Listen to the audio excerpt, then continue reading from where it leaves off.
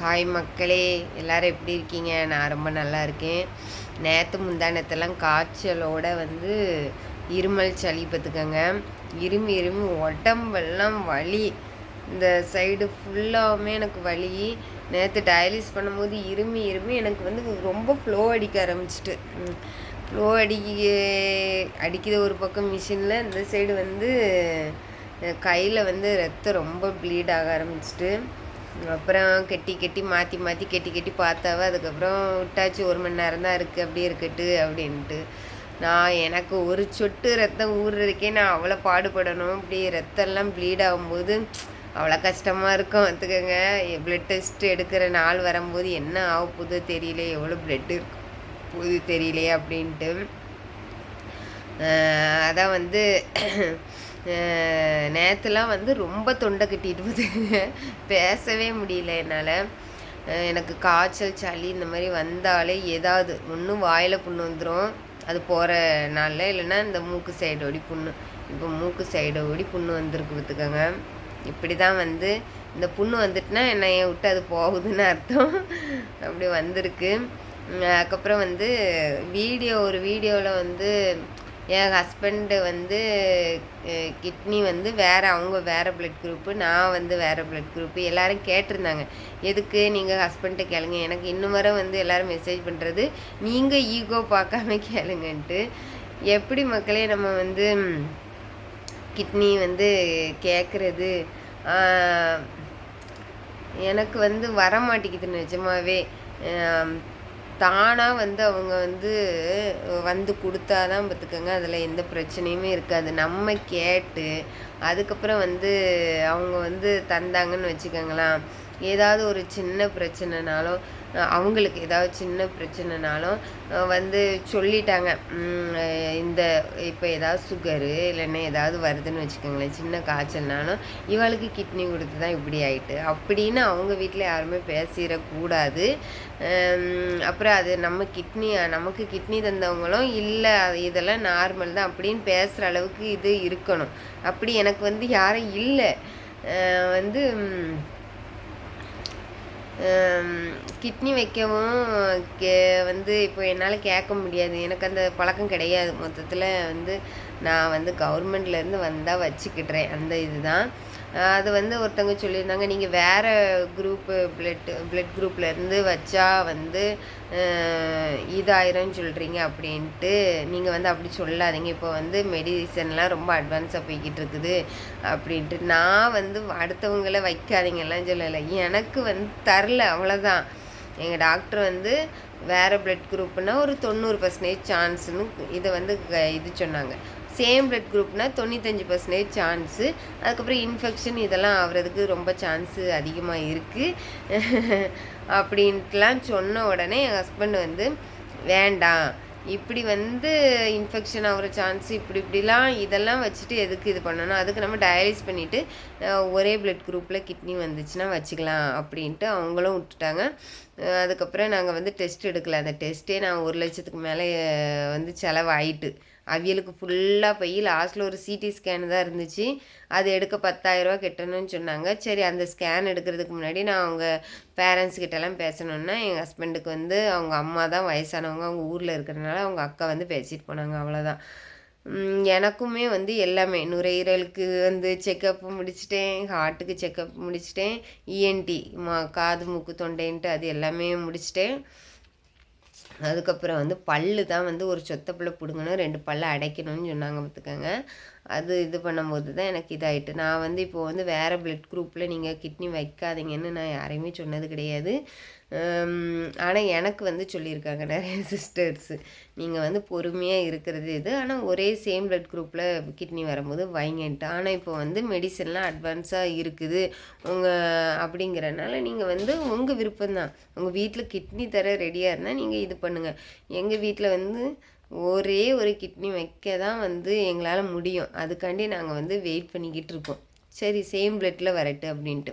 அதில் அந்த அவங்க சொன்னாங்க லைவ் டோனர் தான் வந்து ரொம்ப நாளாக இருக்கும் கிட்னி. இப்போ அந்த கடை அந்த இதில் வர்றதெல்லாம் வந்து 5 வருஷம் 10 வருஷம் தான் இருக்கும். அதனால் வந்து வேறு பிளட் குரூப்பில் வந்து கிட்னி வந்து ஒர்க் ஆகாதுன்னு நீங்கள் சொல்லாதீங்க, இப்போ அட்வான்ஸாக போய்கிட்டு இருக்குன்னு. நான் அப்படிலாம் எதுவுமே சொல்லலை. யாருக்கு கிட்னி தர்றது வேறு வேறு பிளட் குரூப்பில் வந்தாலும் வைக்கலாம். ஆனால் வந்து நம்மளை மாதிரி ரொம்ப பிள்ளைகளுக்கும் இது பண்ணணும், நம்மளும் இது பண்ணணும், நம்ம ஹஸ்பண்ட் வருமானமும் இல்லாதவங்க வந்து கொஞ்சம் யோசிக்க தான் செய்வோம். நான் யோசிக்கிறேன், திடீர்னு வந்து ஏதாவது ஆகி போயிட்டுன்னா நான் வந்து என்ன பண்ணேன், அவிய கிட்னியை நான் எடுத்து வச்சுட்டு ஃபெயிலியர் ஆகிட்டேன்னு வச்சுக்கோங்களேன். இது ரியாலிட்டி சொல்கிறேன். அவளுக்கு கிட்னியை கொடுக்க போய் இவன் இதாகிட்டு அப்படின்னு சொல்லுவாங்க. வந்து எதுக்கு இந்த அவசரம், ஒரே பிளட் குரூப்பில் வரும்போது வைக்க வேண்டியதானேன்னு என்னையே தான் பேசுவேன். ஏன்னா இப்போவே நான் தான் பாடுபட்டுக்கிட்டு கிடக்கேன். ஆனால் எல்லாருமே என் ஹஸ்பண்டை தான் பாவம்னு சொல்கிறவ.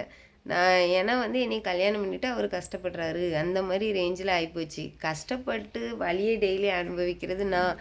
ஆனால் வந்து யாருமே வந்து என்னை ஒரு நாளும் சொன்னது கிடையாது.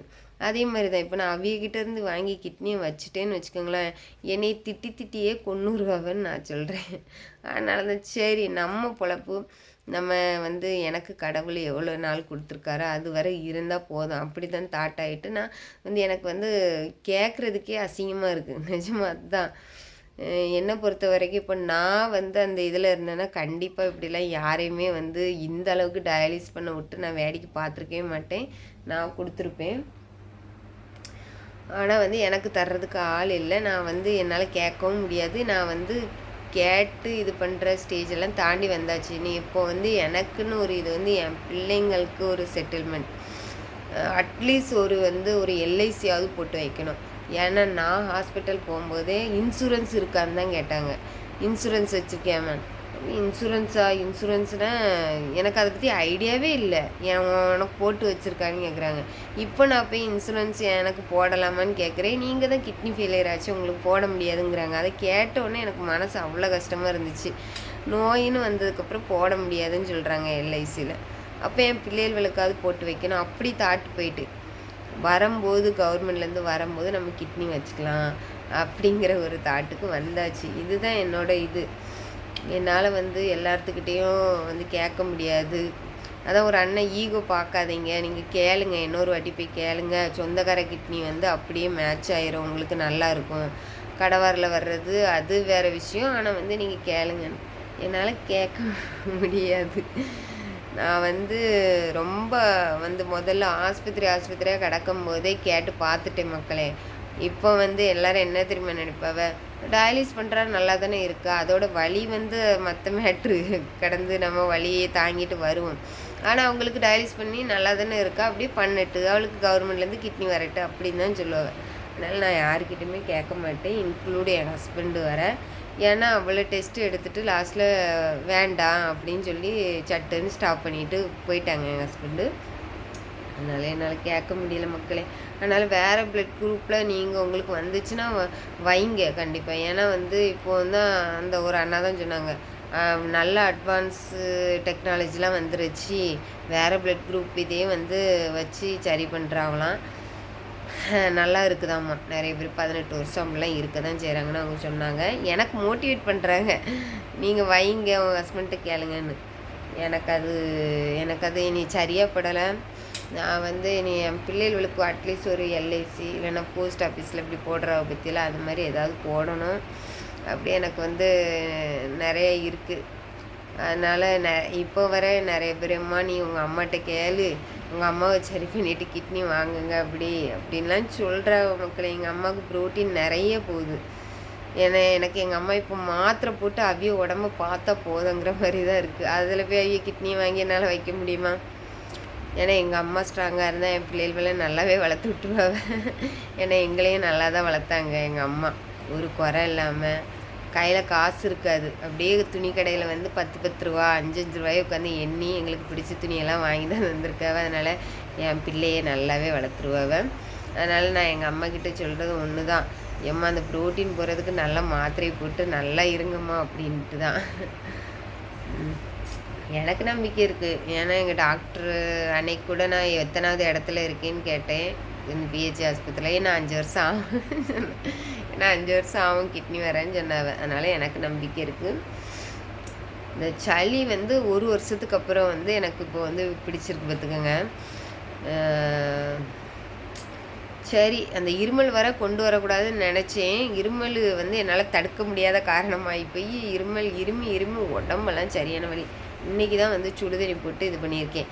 ஆனால் இந்த வீடியோ எதுக்குன்னா வந்து வேறு பிளட் குரூப்பாக இருந்தால் கூட வச்சா சக்ஸஸ் ஆகுதுன்னு ஒரு அண்ணா சொல்கிறாங்க.